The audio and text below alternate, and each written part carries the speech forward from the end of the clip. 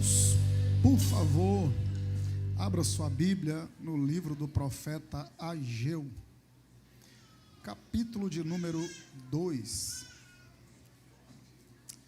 Palavra rápida e objetiva. É o antepenúltimo livro do Antigo Testamento. De trás para frente aí você vai achar Malaquias, Zacarias, Ageu, de trás para frente. Fácil achar. Pega aí o Antigo e Novo Testamento no meio e volta aí 3 livros, o antepenúltimo, Ageu, capítulo 2, do verso 1 ao verso 9. Palavra muito conhecida, um texto muito conhecido entre nós. Eu quero só compartilhar com os irmãos alguma coisa aqui nesse texto. Amém? Pastor Ronald, amigo, muito obrigado, tá? Deus abençoe muitíssimo sua vida, seu ministério. O senhor é uma referência para mim, meu amigo William Nascimento, bom demais compartilhar o altar contigo. Te ouviria a noite toda. Deus te abençoe. Não vou dizer que eu te ouço desde criança, que... Desde Minas, né? Desde Mantena, onde eu nasci. Deus abençoe, William. Um abraço em toda a família, meu amigo. Obrigado pelo carinho, tá? Você é um príncipe do reino de Deus. Ageu 2, do verso 1 ao verso 9, diz assim: No 7º mês, ao 21º do mês, veio a palavra do Senhor pelo ministério do profeta Ageu, dizendo: Fala agora a Zorobabel, filho de Sealtiel, príncipe de Judá, e a Josué, filho de Josadaque, sumo sacerdote, e ao resto do povo, dizendo: Quem é entre vós que, tendo ficado, viu esta casa na sua primeira glória? E como a vedes agora? Não é esta como nada em vossos olhos comparada com aquela? Ora, pois, esforça-te, Zorobabel, diz o Senhor, e esforça-te, Josué, filho de Josadaque, sumo sacerdote, e esforçai-vos todo o povo da terra, diz o Senhor, e trabalhai, porque eu sou convosco, diz o Senhor dos exércitos, segundo a palavra que concertei convosco quando saístes do Egito, e o meu espírito habitava no meio de vós. Não temais, porque assim diz o Senhor dos exércitos. Ainda uma vez mais, daqui a pouco, e farei tremer os céus e a terra e o mar e a terra seca, e farei tremer todas as nações, e virá o desejado de todas as nações. E encherei esta casa de glória, diz o Senhor dos exércitos. Minha é a prata, e meu é o ouro, disse o Senhor dos exércitos. A glória desta última casa, algumas traduções, a glória da segunda casa, será maior do que a da primeira, diz o Senhor dos exércitos. Neste lugar darei a paz, diz o Senhor dos exércitos. Irmãos, muitas canções cantamos sobre a glória da segunda casa, ou da última casa, como você queira.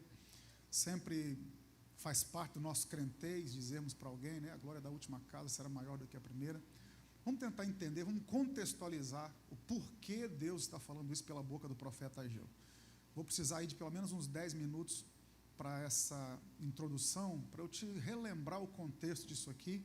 Vou fazer algumas aplicações, mas vou dar mais explicações do que aplicações, tá bom? Então vou precisar muito da sua atenção para você poder, junto comigo, entender um pouquinho melhor o porquê dessa fala do profeta Ageu. E para nós começarmos a entendermos isso aqui, nós temos que retroceder aqui 450 anos na história.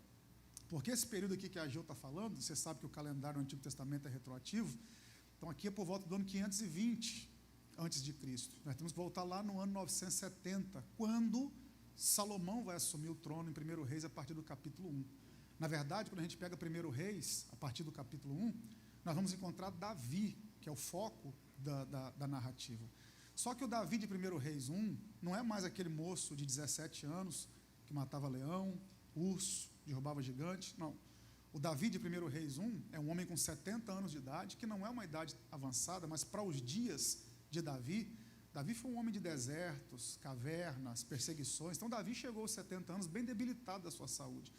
Davi tremia muito, talvez hoje fosse diagnosticado com Parkinson, quem sabe, e seus súditos pensaram até que fosse frio, arrumaram uma concubina por nome de Abisag para poder esquentar o corpo do rei. Enfim, 1 Reis, a partir do 1, encontramos Davi, o homem segundo o coração de Deus, já encerrando os seus dias. E esse Davi de 1 Reis 1, aos 70 anos, um homem já que havia governado 40 anos sobre Israel, esse Davi está encerrando o seu ciclo. É o mesmo Davi que escreve no Salmo 37, verso 4, que Deus realiza o desejo do nosso coração. Davi, inspirado por Deus, no Salmo 37, verso 4, escreveu isso. Deus realiza o desejo do nosso coração. Só que esse mesmo Davi está morrendo sem que um desejo do coração dele fosse realizado. Davi disse que Deus realiza o desejo do nosso coração, mas não são todos os desejos do nosso coração. E teve um desejo do coração de Davi que Deus não permitiu que ele realizasse. E que desejo é esse? A gente tem que retroceder um pouquinho mais, lá para 2 Samuel, capítulo 5, e depois você lê em casa para nós ganharmos tempo. Davi agora começa a reinar em todo Jerusalém, todo Israel, perdão, porque Davi começou a reinar em Hebrom, parte de Israel, aos 30 anos de idade, reinou 7 anos e meio em Hebrom, depois assumiu aos 37 anos o reinado em todo Israel e reinou mais 33 anos, até os 70 anos de idade. No total de 40 anos de reinado, sendo 7 anos e meio em Hebrom e 33 anos em Jerusalém, em todo Israel. E quando Davi assumiu o trono em Jerusalém, todo o reino de Israel, Davi percebeu que tinha algo de errado. Por quê? Porque ele morava numa casa linda, feita de cedro, e Deus era cultuado numa tenda. E aí Davi olhou para aquilo e falou: é inadmissível que eu more numa casa tão confortável e o meu Deus seja cultuado numa tenda. Eu quero fazer uma casa para o meu Deus. E Natã, que era o amigo dele, profeta, disse: vai lá, Davi, faz o que o seu coração está mandando. Só que Natã não falou isso como profeta, falou isso como amigo. E quando Natã dá as costas, Deus repreende Natã e fala: volta lá. E fala para Davi que o desejo do coração dele é bom, mas as obras da mão não são. Porque Davi derramou sangue inocente, Davi matou gente que eu não mandei matar. Então, nem tudo que o meu coração deseja, as minhas mãos permitem fazer. Isso nos ajuda a entender muita coisa. E aí, Deus disse para Davi: não, você não pode construir uma casa ao meu nome, porque sua mão está suja de sangue inocente. E aí, não é à toa, irmãos, que Davi traz consigo a alcunha de ser homem segundo o coração de Deus. Porque mesmo Deus negando esse desejo do coração de Davi, Davi vira para Natã e fala: mesmo eu não construindo a casa, eu quero participar disso. Eu vou deixar uma oferta, para que quem vier após mim, construa uma casa ao meu Deus. Deus olhou e falou: gostei, Davi. Gostei tanto que eu vou te fazer uma promessa. Da sua descendência eu nunca vou afastar o trono. Você não vai construir uma casa ao meu nome, mas eu vou levantar alguém na sua descendência que vai construir uma casa ao meu nome. Por quê, irmão? Porque coisas que Deus não permitiu acontecer comigo, a minha descendência fará. Uma coisa que você precisa ter em mente é que a promessa de Deus, ela é geracional. A bênção de Deus, o favor de Deus alcança até 1000 gerações. E aí Davi vai deixar uma oferta para a construção do santuário. E aí chegamos em 1 Reis, capítulo 1, Davi aos 70 anos de idade, vai sofrer mais um golpe por conta do seu quarto filho, Adonias. E é nesse período que ele levanta Salomão para reinar. E Davi tem um privilégio que poucos reis tiveram. Aguça o seu ouvido para isso aqui. Porque Davi teve o privilégio de ungir o seu sucessor. Na maioria das vezes os reis não viam os seus sucessores. Por quê? Porque o outro rei só assumia quando aquele morria.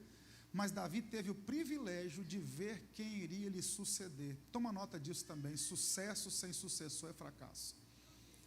Se tudo aquilo que eu planejei morre em mim, foi um fracasso. Sucesso é quando alguém dá continuidade àquilo que eu comecei. Davi, quando está morrendo, ele deixa um legado para Salomão. Deixa um legado. Salomão assume o trono e aí Davi dá 2 conselhos ao seu filho Salomão, que ainda é muito jovem. Davi diz: meu filho quer ser bem sucedido. Estou sintetizando o texto para a gente ganhar tempo. Diz assim: vou te dar 2 conselhos. Primeiro, tema a Deus. Segundo, seja homem. Se você temer a Deus e for homem, ninguém te segura, Salomão. Davi morre e Salomão então vai assumir o trono. Nos primeiros 4 anos de reinado, Salomão expandiu as fronteiras de Israel. A prova disso é quando você olha para a bandeira da nação. Você olha para a bandeira de Israel, você vê a estrela de Davi no meio e 2 linhas horizontais, uma em cima e outra embaixo. Aquela estrela no meio é o reinado de Davi. As 2 linhas horizontais são o reinado de Salomão. Eu acho que já falei isso aqui, o vosso pastor já vos ensinou, só vou repetir. A estrela de Davi não é um pentagrama. Não tem 5 pontas, tem 6. Por quê? Porque na verdade não é uma estrela. São 2 triângulos, um dentro do outro. É um triângulo apontando para cima e um triângulo apontando para baixo. E há um porquê disso. O triângulo apontando para cima é que existe um grande povo na terra que adora um Deus no céu. E o triângulo apontando para baixo, existe um grande Deus no céu que luta por um povo aqui na terra. A estrela no meio da bandeira é o reinado de Davi, as 2 linhas horizontais é o reinado de Salomão, porque Salomão expandiu a fronteira, mas depois do 4º ano de reinado, Salomão decide dar seguimento ao legado de seu pai. E Salomão vai dedicar 7 anos do seu reinado para construir uma casa que glorificaria o nome do Senhor. Salomão vai contratar nada mais, nada menos, irmãos, que 180 mil homens para trabalhar durante 7 anos na construção do templo. Eu vou dar algumas referências, você não precisa abrir a Bíblia agora, mas depois você assista pelo YouTube, assista pelo canal da igreja e pesquise com mais calma na sua casa. Mas se você juntar os textos de 1 Crônicas 22, 1 Crônicas 29, 1 Reis capítulo 5 e 2 Crônicas capítulo 2, você pegar as referências desses capítulos, você vai chegar à conclusão do que Salomão gastou nesses 7 anos para construir a casa do Senhor. Salomão gastou nada mais, nada menos, investiu nada mais, nada menos que 3.780 toneladas de ouro. Salomão investiu 35.595 toneladas de prata. Salomão investiu 630 toneladas de bronze, 3.500 toneladas de ferro, sem contar madeira de lei e pedra preciosa, que foi tanta que ele usou que não deu para colocar no papel. Durante os 7 anos de construção, nada era feito no local. Não se ouviu barulho de martelo, nem serrar de serrote. Tudo era trazido, pré-moldado e montado, feito na mais perfeita decência e ordem, porque era uma casa que glorificaria o nome do Senhor. Salomão pegou o templo, o tabernáculo de Moisés e amplificou. Fez tudo que tinha no tabernáculo, só que em proporções muito maiores. Eu vou pular essa etapa. Quando a casa ficou pronta, Salomão disse, vamos fazer a inauguração agora. Salomão chama os levitas e os sacerdotes e dá uma ordem. Ele diz, a ordem é a seguinte, enquanto os levitas estiverem cantando, os sacerdotes vão sacrificar. E a música que os levitas vão cantar é essa, louvai ao Senhor, porque a sua benignidade dura para sempre. Louvai ao Senhor, porque a sua benignidade dura para sempre. E durante a semana da inauguração, foram sacrificados 22 mil bois e 120 mil ovelhas no altar. E enquanto o sangue era derramado no altar, os levitas cantavam, louvai ao Senhor, porque a sua benignidade dura para sempre. E aquela obra foi tão impressionante, a inauguração foi tão linda que Deus olhou do céu e falou assim, Salomão, gostei tanto dessa casa que eu vou na festa de inauguração. Aquela nuvem da presença que caminhou 40 anos com o povo no deserto, tinha 500 anos que ela não aparecia. Na inauguração do templo ela apareceu. No deserto a nuvem caminhou por cima do povo. Na inauguração Deus falou, eu vou entrar no templo para ver como é que é. E a nuvem da glória baixou e a presença de Deus foi tão grande que os sacerdotes não conseguiam ficar de pé. Começavam a rolar pelo chão. E a festa foi tão linda que quando terminou, Deus falou, vou fazer uma promessa para você agora, Salomão. 2 Crônicas 7, a partir do 11. Deus diz, a partir de agora estarão atentos os meus olhos e os meus ouvidos a toda a oração que for feita nesse lugar. Quando vier a peste, a praga, a fome, o gafanhoto, o inimigo, se o meu povo que se chama pelo meu nome se humilhar e orar e buscar a minha face e se converter dos seus maus caminhos, então eu ouvirei do céu, perdoarei o seu pecado e sararei a sua terra. A gente cita essa promessa, mas ela foi feita ligada ao templo. Deus disse, eu vou ouvir a oração que for feita nesse lugar, o clamor que for feito nesse lugar, eu vou sarar a terra.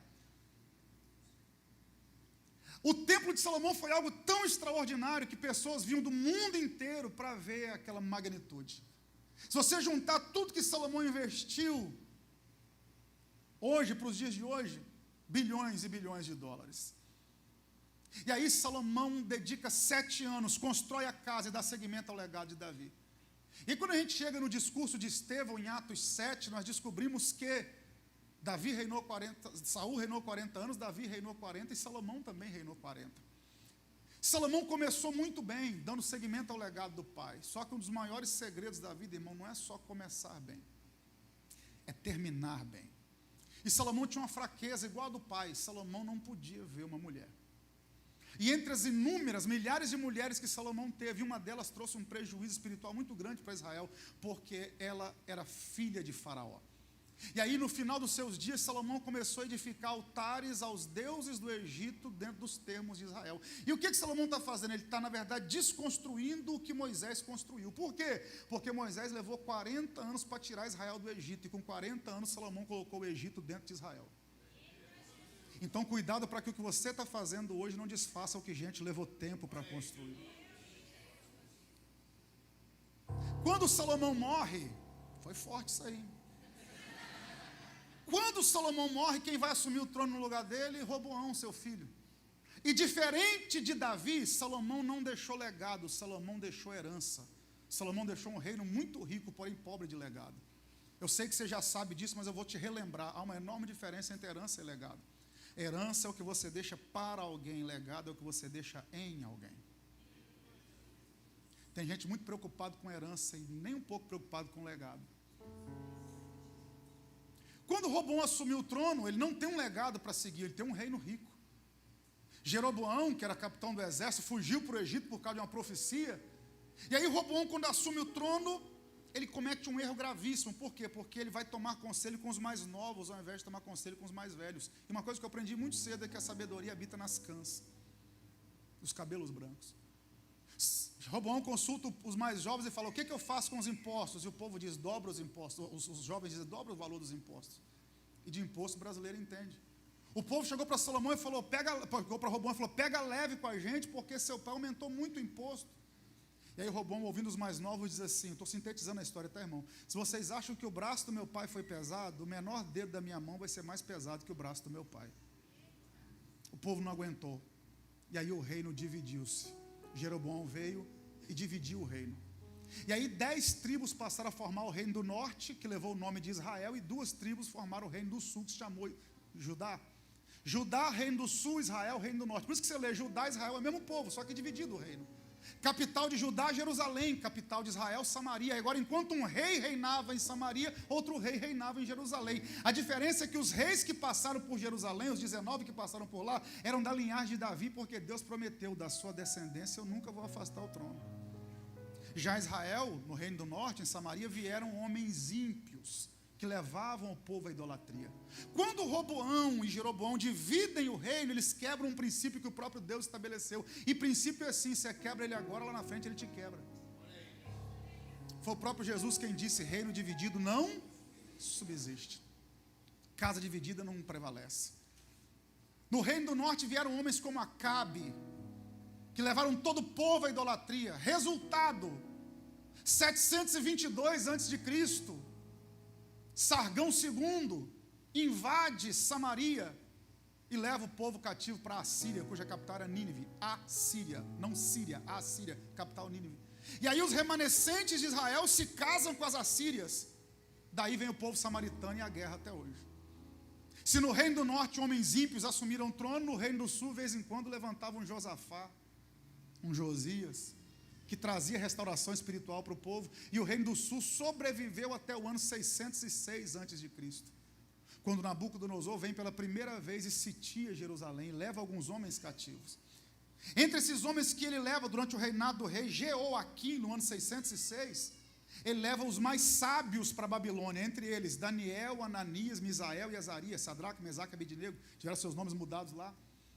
Por que esses homens vão para lá? Porque quando Nabucodonosor sitiou Jerusalém, Jeremias já estava profetizando isso, fazia-se uma sabatina e quem tinha mais conhecimento ia para o palácio. Quem é que assumiu o trono depois de Jeoaquim? Joaquim, que foi até o ano 598. 8 anos depois, Nabucodonosor volta pela segunda vez e agora leva 10 mil para o cativeiro, entre eles Ezequiel, filho de Búzio, sacerdote. Então agora nós temos um panorama profético aqui nesse ano 598 a.C. Nós temos Daniel profetizando no palácio, nós temos Ezequiel profetizando junto aos cativos e Jeremias profetizando aos remanescentes. Detalhe: Deus sempre tem uma voz profética onde o povo dele estiver. Deus sabe quem é profeta de palácio, Daniel. Deus sabe quem é profeta de remanescente, Jeremias. E Deus sabe quem é profeta de cativo, Ezequiel. Quando Joaquim assumiu o trono, ele comete um erro terrível.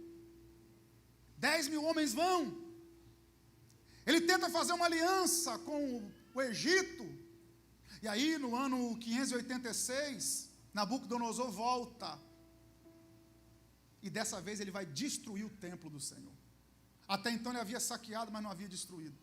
E agora Nabucodonosor destrói o templo. Zedequias está comandando.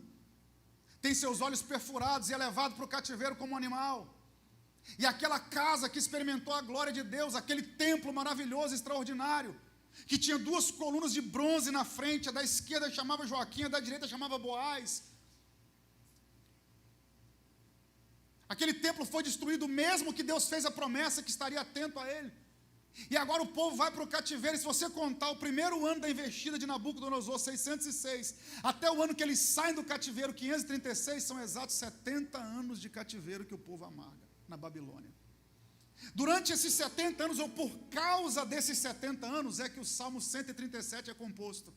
Quando o salmista disse: junto aos rios da Babilônia nos assentamos e choramos, nos salgueiros que há no meio dela penduramos as nossas harpas. E os nossos inimigos diziam: canta agora um dos cânticos de Sião. E nós dizíamos: como cantar o cântico do Senhor em terra estranha? Você tem noção da profundidade desse salmo? Quando o povo diz assim: nos salgueiros nós penduramos as nossas harpas. O primeiro instrumento musical que a Bíblia faz menção é a harpa, está lá em Gênesis 4. Deus proibiu tocar harpa em velório, porque a harpa era um instrumento exclusivo de adoração. Davi com a sua harpa fazia proezas. Quando o povo diz assim: nós penduramos a harpa no salgueiro, sabe o que eles estão dizendo? Na época do cativeiro, na época da prova, nós paramos de adorar. Porque é muito fácil você cantar quando o templo está erguido e a glória está descendo. Difícil é cantar com o inimigo apontando o dedo na sua cara e dizendo: canta agora que eu quero ver. Canta agora que o desemprego chegou, canta agora que a calúnia veio, canta agora que a prova chegou. E o povo disse: na época da prova nós penduramos a nossa harpa no salgueiro, paramos de adorar. Deixa eu abrir um parêntese aqui para liberar uma palavra. Hoje é noite de gente tirar a harpa do salgueiro. Vou repetir: hoje é noite de gente arrancar a harpa do salgueiro. Porque se o diabo pensou que iria arrancar a adoração dos seus lábios, ele vai te ver adorando mesmo no meio da dificuldade. Tem alguém comigo nessa palavra? Estou sentindo graça de Deus nela. Eu preciso pelo menos 5 pessoas estejam comigo nessa palavra. Quem está comigo? E aí o povo vai amargar 70 anos no cativeiro. Mas se tem uma coisa que eu acho extraordinária na palavra de Deus, é como Deus começa as coisas pelo fim. Nós estamos falando do ano 536, quando o povo sai do cativeiro. Mas sabe o que é interessante? É que por volta do ano 740, 200 anos antes, Deus levantou o profeta Isaías, e lá no capítulo 45 ele fala assim: eu vou levantar Ciro, meu ungido, o rei Medo-Persa. E ungido ali não tem a ver com unção que nós temos como pensamento hoje, que é poder, que é presença de Deus. Unção é separação. Quando Deus chama Ciro de ungido, Deus não está falando que Ciro tem o Espírito Santo. Deus está dizendo: eu separei alguém na história. E sabe o que é mais louco? Deus está falando de um cara que ainda levaria 180 anos para nascer. Porque você não sabe, mas Deus já preparou alguém lá no futuro que vai aparecer na hora certa. Porque eu já falei isso aqui em outras ocasiões e vou repetir: quando Deus quer nos abençoar, Ele nos dá coisas. Mas quando Deus quer mudar a nossa história, Ele envia pessoas. O povo nem sabia que ia viver um cativeiro, mas Deus já tinha alguém na história para libertá-los do cativeiro. Talvez você nem saiba da prova que você vai entrar, mas Deus já tem alguém que é resposta para essa prova que você vai atravessar. Deus já tem alguém que é chave para abrir essa porta. Talvez você nem saiba. Posso liberar palavras proféticas aqui? Quem sabe amanhã, na sexta-feira, você encontra alguém pelas ruas da sua cidade e essa pessoa será uma resposta de Deus para você. Quem sabe você vai abrir sua caixa de e-mail, vai estar lá a resposta de Deus para você. Quem sabe o telefone vai tocar, o WhatsApp vai entrar e você não tem noção, mas é alguém que Deus está enviando para ser resposta para a sua vida. É um Ciro.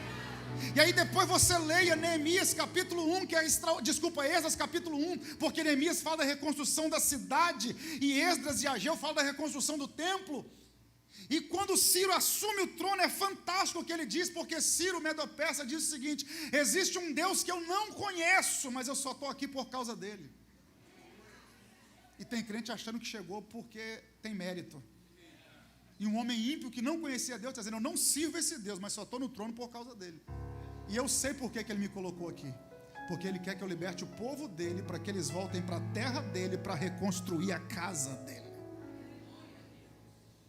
E aí Ciro manda carta para as províncias, e os judeus começam a retornar para Jerusalém. E é baseado nesse período que o Salmo 126 é composto. Ah, quando o Senhor mudou a nossa sorte, nós estávamos como os que sonham. A nossa boca se encheu de riso e um cântico novo veio aos nossos lábios. Dizia-se entre as nações: grandes coisas fez o Senhor por estes. E nós também dizíamos: grandes coisas fez o Senhor por nós, por isso nós estamos alegres. O Senhor mudou a nossa sorte como as correntes do Neguebe. Aquele que leva a preciosa semente andando e chorando, voltará por certo trazendo consigo seus feixes, porque aquele que semeia com lágrima vai colher com alegria.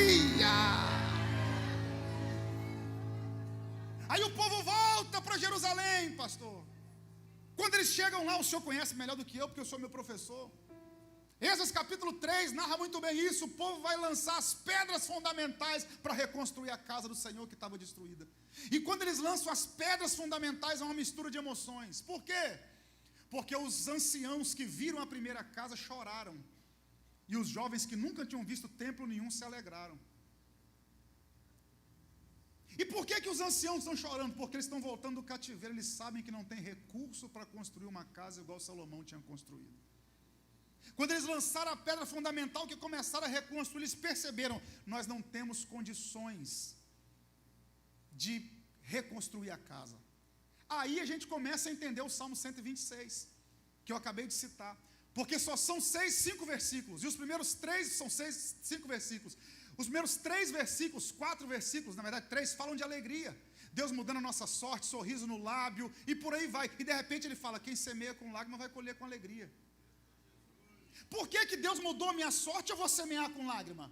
Por que Deus me tirou do cativeiro? Eu vou semear com lágrima. Porque quem está vindo do cativeiro não traz muita coisa. Então o povo, quando veio do cativeiro, a terra está há 70 anos assolada. Tem que preparar a terra para plantar de novo. Então eles trouxeram semente da Babilônia. E quando eles trouxeram aquelas sementes, eles só têm 2 opções: ou come aquela semente e mata a fome naquela hora, ou semeia com lágrima para colher no futuro. Porque a vida é assim: ou eu sacrifico alguma coisa no presente para ter um futuro melhor, ou eu como a semente no presente e não colho nada no futuro. Aí o povo falou: é melhor plantar com lágrima, é melhor abrir mão agora. E tem gente comendo semente ao invés de plantar.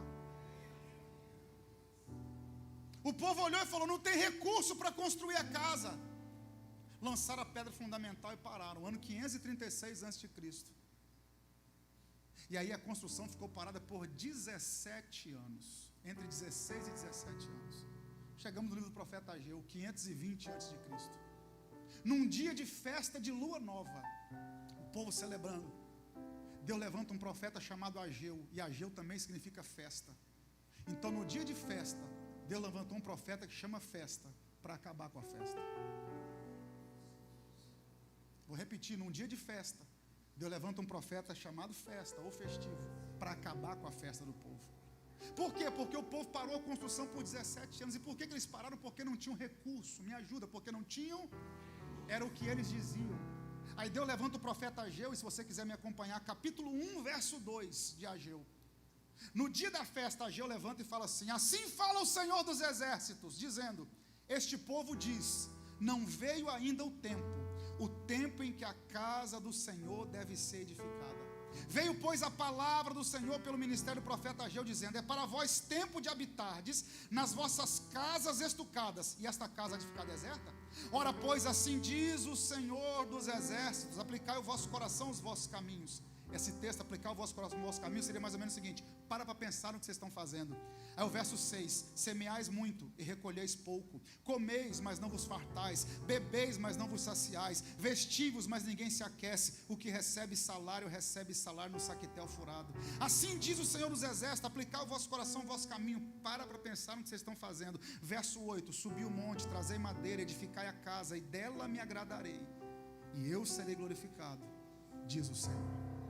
Deus levanta o profeta Ageu e fala assim: vocês estão dizendo que ainda não chegou o tempo de reconstruir a minha casa, mas a casa de vocês está estucada. O estuque aqui era o melhor embolso da época, era o melhor acabamento que existia. Então o povo durante 16 ou 17 anos falou: não dá para reconstruir a casa do Senhor porque não tem recurso, mas a nossa casa a gente reconstrói. Aí Deus tem que levantar Ageu para dizer: vocês estão dizendo que não chegou o tempo de reconstruir a minha casa, mas a de vocês está indo. Então o problema de vocês não é tempo, é prioridade. Deixa eu começar a pontuar isso aqui, eu vou ser muito rápido. Por que o povo não consegue reconstruir? Primeiro, pela falta de recurso. E segundo, porque reconstruir, irmão, sempre é mais difícil do que construir. Por que tem gente que está parado na vida em várias áreas? Porque quando ele olha para trás, ele tem referência daquilo que já foi. E o problema de reconstruir é esse. Já usei esse exemplo aqui em outra ministração e vou repeti-lo, porque a repetição é pedagógica. Você compra um terreno e não tem nada lá, o que você fizer é resultado. Agora você compra um lugar que já tem uma casa, você tem que destruir aquela casa e construir outra. Você tem a antiga como referência. Então a nova não pode ser pior do que aquela, tem que ser igual ou melhor. E por que o povo não reconstrói? Porque quando eles olham para o passado, eles falam: nós não temos condição de fazer o mesmo que Salomão fez. Salomão usou cedro do Líbano, Salomão usou mais de 3.700 toneladas de ouro. Nós não temos esse recurso, então é melhor a gente não reconstruir nada. E aí por que tem gente com a vida parada em algumas áreas? Porque quando ele olha no retrovisor, ele fala: já fui, já tive e já fiz. Não sou, não tenho, não faço. Quando ele olha para o passado, ele fala: aquilo que eu vivi foi tão grande que eu acho que eu não vou conseguir viver de novo. E agora a vida está parada, não reconstruiu, está tudo parado. Vida sentimental, vida ministerial, várias áreas da vida que você olha, sonho engavetado, projeto que não saiu do papel, coisas que você embolou e jogou na lixeira e falou: não dá para construir porque eu não tenho recurso. Mas o problema não é a falta de recurso, o problema não é nem o que estava no passado. Qual o problema? É a desculpa que o povo dá: não vou reconstruir porque não tem tempo. E nós somos especialistas em colocar tudo na conta do tempo. Você fala: por que você não volta a estudar? Ele fala: porque eu estou sem. Por que você não destrava aquela matrícula da faculdade? Ele fala: porque eu estou sem tempo. Por que você não vai para a igreja durante a semana? Só vai no domingo? Porque eu estou sem. Somos especialistas em colocar tudo na conta do tempo. E nós cometemos um engodo, William. Nós sempre dizemos assim: o tempo resolve tudo. Tira essa palavra da sua boca. O tempo não resolve tudo. O tempo revela tudo. O tempo não cura um câncer, o tempo revela um câncer. O que cura o câncer é o tratamento que você faz ao longo do tempo. Então, o seu problema não é o tempo, é o que você faz com ele. E quem sabe Deus me trouxe aqui essa noite, nesse segundo culto, só para dizer para alguém: até quando você vai colocar a culpa no tempo? E não vai arregaçar a manga para reconstruir essa área da sua vida que está quebrada.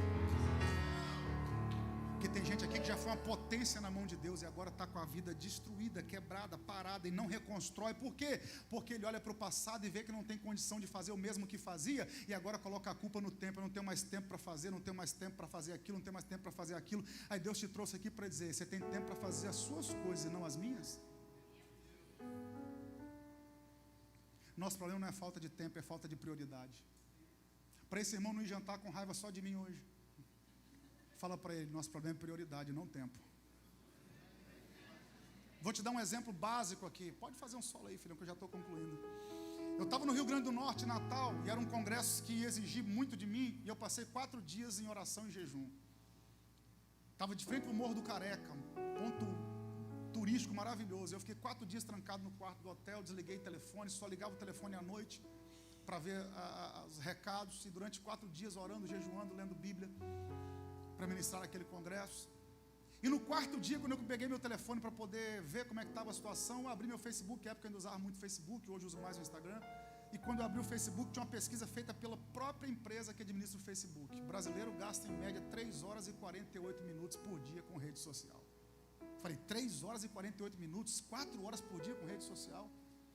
Falei: deixa eu fazer um teste aqui. Peguei o meu telefone, liguei o cronômetro e comecei a ler a Bíblia. E com 1 hora, e eu leio devagar, eu li 12 capítulos da Bíblia. Com 4 horas eu li 48.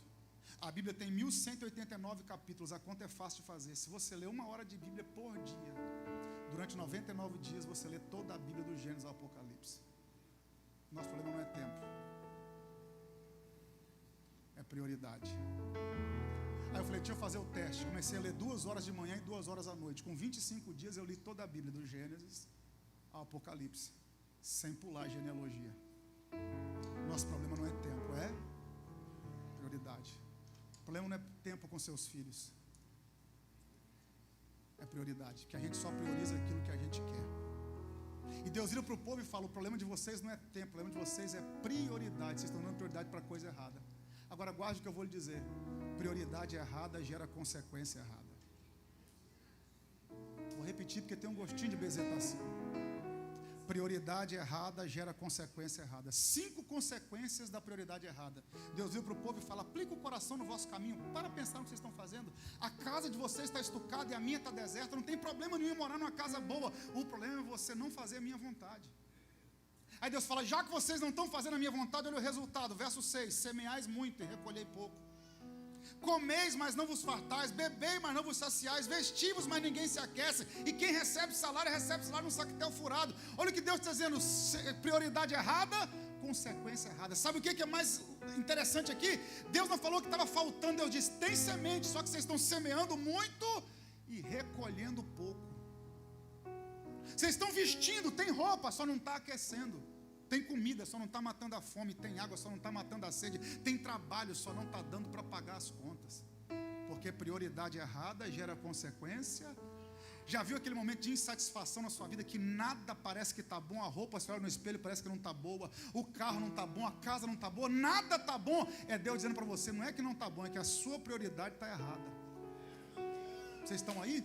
Porque quando você coloca as coisas certas nos lugares certos, o resto tudo começa a fazer sentido. Deixa eu afundar o prego aqui. Tem gente dizendo assim, mas eu estou recolhendo. E quem disse que a promessa de Deus para você é recolher?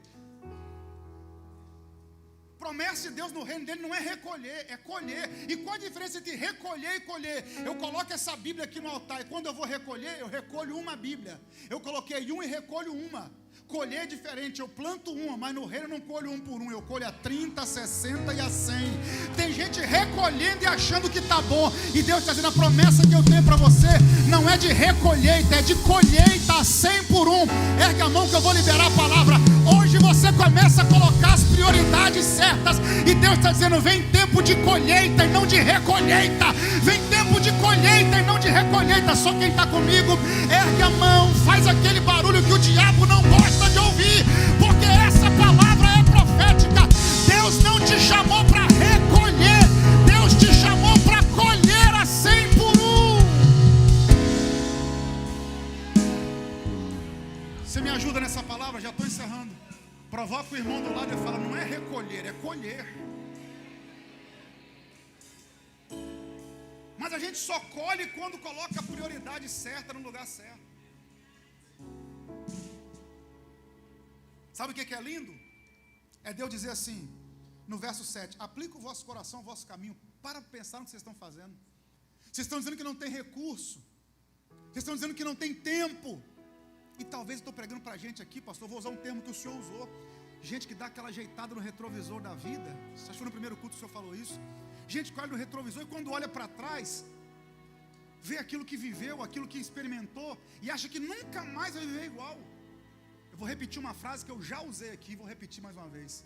Num carro, o retrovisor nunca é maior do que o para-brisa. Por quê? Porque passado pode até ser referência, mas não é destino para ninguém. Enquanto você está preso a uma pequena lembrança no retrovisor, Deus tem um para-brisa de oportunidade te aguardando ali na frente. O que Deus tem para o seu futuro é maior do que aquilo que ficou no passado. Vou liberar uma palavra, é tempo de reconstruir a sua vida. Vou repetir, é tempo de reconstruir a sua vida. Essa noite de quinta-feira você sai desse culto disposto a reconstruir. Por quê? Porque o tempo só caminha para frente, e é para lá que você vai, para aquilo que Deus tem para a sua vida. Chega de sofrer por aquilo que deu errado, chega de se amargurar por aquilo que não aconteceu, chega de se angustiar pela porta que fechou.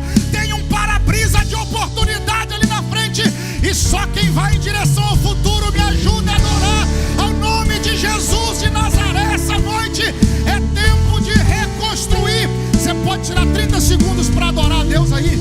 É tempo de reconstruir. Eu estou declarando palavras proféticas. Reconstrução de sonho, reconstrução de ministério, reconstrução de família, reconstrução de vida financeira. Eu estou declarando, é tempo de reconstruir. O diabo queria te ver parado, angustiado e cabisbaixo, mas vai te ver reconstruindo a sua vida. Olha o que Deus fala, pastor Ronald. Esse verso 8 é maravilhoso, William, porque Deus diz assim: subi o monte, trazei madeira e edificai a casa, e dela eu me agradarei e serei glorificado. Olha, Deus diz, sobe o monte e traz madeira. Se você ler Êxodo 3:7, diz que Salomão buscou cedro do Líbano para poder construir o templo. E eles disseram, nós não temos condição de buscar cedro no Líbano. Aí Deus falou, não dá para ir no Líbano buscar cedro? Sobe os montes de Jerusalém e traz eucalipto. Não entendi, não dá para fazer o que você quer, faz o que você pode, mas faz alguma coisa. Vou repetir, não dá para fazer o que você quer, faz o que você pode. O que não dá é para ficar de braço cruzado, vendo tudo em ruínas e não querer reconstruir nada. Ei, não é o que eu quero, mas é o que eu posso. E Deus é glorificado naquilo que eu faço. Deus é glorificado no meu esforço. Não é a oferta que eu queria dar, mas é a que eu posso. Deus diz, vou reconstruir sua vida. Não é o trabalho que eu queria, mas é o que eu posso. Deus vai te ajudar a reconstruir a sua vida. Só quem vai subir o monte para trazer madeira, me ajude a adorar o nome de Jesus aí. Só quem vai subir o monte para trazer madeira. Eu vou liberar a palavra. O diabo queria te ver de braço cruzado, o inferno queria te ver parado, pensou que você ia voltar para casa do mesmo jeito, mas hoje você sobe o monte, traz madeira e faz alguma coisa. Só quem vai fazer alguma coisa, enche esse lugar de adoração, vai, enche esse lugar de glória a Deus e de aleluia. Seja renovado agora em nome de Jesus. Faz alguma coisa. Calarabanda Kawajebia Dirimicandarauaxé. Irmão, já estou encerrando. Segura a mão de alguém com carinho, provoca ele e fala assim: sempre dá para fazer alguma coisa. Sempre dá para fazer alguma coisa. Pode não ser o que você quer, pode não ser o que está no seu coração, mas dá para fazer alguma coisa. Pastor, não tenho nada, tem glória a Deus na garganta, então entrega, mas faz alguma coisa. Pelo amor de Deus, faz alguma coisa. Não fica parado de braço cruzado. Faça alguma coisa.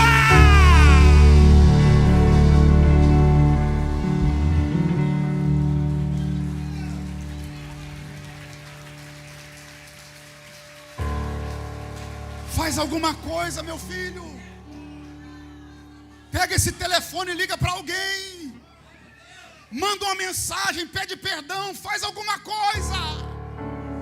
Ainda dá tempo de reconstruir a sua vida, faz alguma coisa. O diabo quer te ver parado, cabisbaixo, triste, trancafiado num quarto escuro. E Deus está dizendo: sobe o monte, traz madeira, e eu serei glorificado. Aí o povo animou. A gente vai encerrar agora. O povo animou, verso 14 do capítulo 1. E o Senhor levantou o espírito de Zorobabel. E é espírito com letra minúscula, ou seja, o ânimo. E o espírito de Josué. E o espírito do resto de todo o povo. E vieram e trabalharam na casa do Senhor.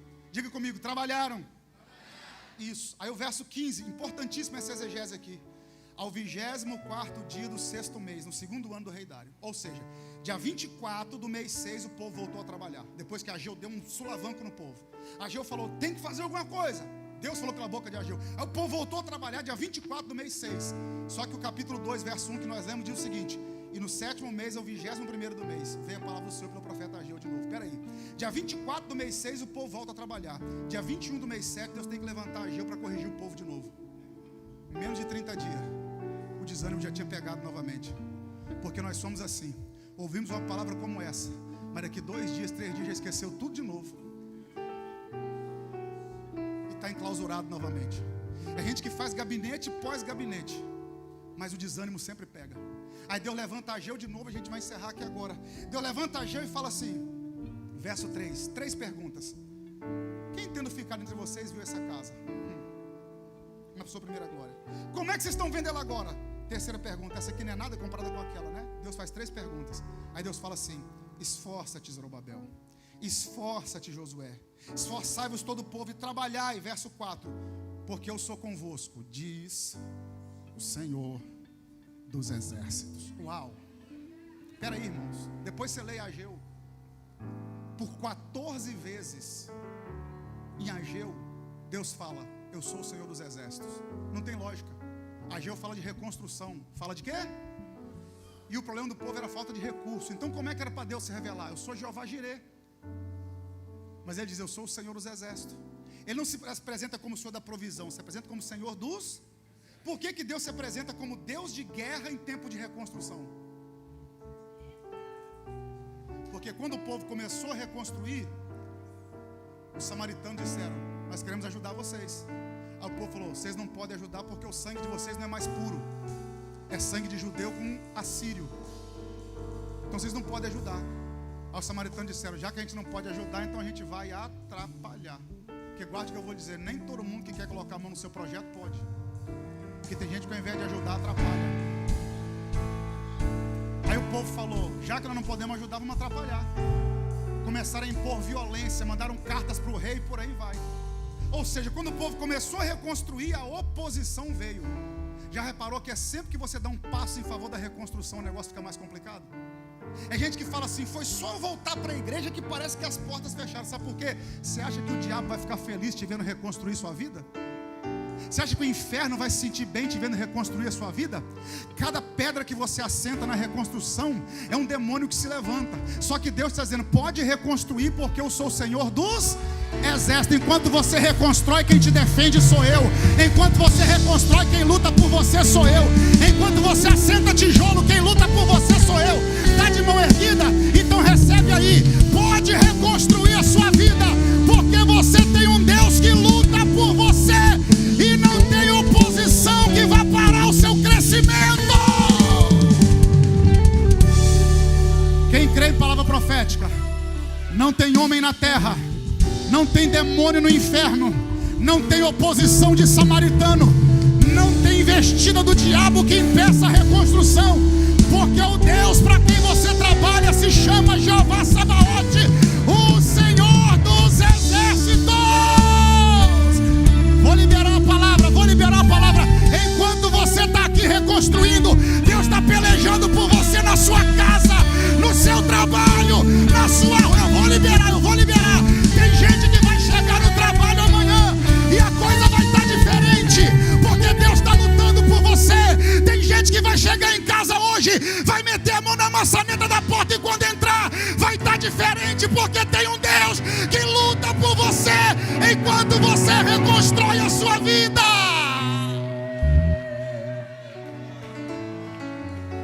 Eu estou sentindo a presença de Deus nessa palavra. Eu sei que aqui já tem muita gente voluntária, mas vou liberar uma palavra. Vai chegar um tempo na Ebenezer Church que vai ter mais trabalhador do que trabalho. Vai ter mais trabalhador do que trabalho, porque é gente que vai reconstruir. Deus fala, pode reconstruir porque eu sou o Senhor dos exércitos. Aí no verso 5 Deus fala assim, segundo a palavra que consertei convosco quando saíste do Egito, e o meu espírito habitava no meio de vós. Regra básica do nosso português. Deus fala, a palavra que consertei é conserto com C, não conserto com S. Conserto com S é de reparo, conserto com C é de aliança. Deus está dizendo, sabe por que vocês vão conseguir reconstruir? Porque a promessa que eu fiz na aliança ainda está de pé. Pastor Renan, por que eu vou conseguir reconstruir minha vida? Porque a promessa ainda repousa sobre a sua vida, a aliança ainda está de pé. Lembra aquela promessa que Deus te fez há anos atrás? Ele está dizendo, ela ainda está de pé, por isso que vai dar certo. Essa palavra é para você, meu irmão. Sabe por que vai dar certo? Porque tem promessa na sua vida, porque a aliança não foi quebrada. Deus é Deus de promessa. Deus diz, vai porque a promessa está de pé. Olha o verso 6, que coisa fantástica, pastor Rony. Deus diz assim, porque assim diz o Senhor dos Exércitos, ainda uma vez mais, daqui a pouco, farei tremer o céu, a terra, o mar e a terra seca, farei tremer todas as nações. O que Deus está dizendo? Para cumprir a minha promessa, eu sacudo o que tiver que sacudir. Para cumprir a minha promessa, eu mexo no poder legislativo, no judiciário, no executivo. Eu sacudo a estrutura da família. Eu toco em quem pensou que era intocável. Eu abalo quem pensou que era inabalável. Eu mexo em quem pensou que nunca seria mexido. Eu posso sacudir qualquer nação para cumprir a promessa que eu fiz. Eu vou liberar a palavra. Não fique preocupado quando Deus começar a sacudir a sua casa, quando Deus começar a sacudir gente no seu trabalho. É Deus dizendo, estou mexendo o que precisa mexer para a promessa se cumprir.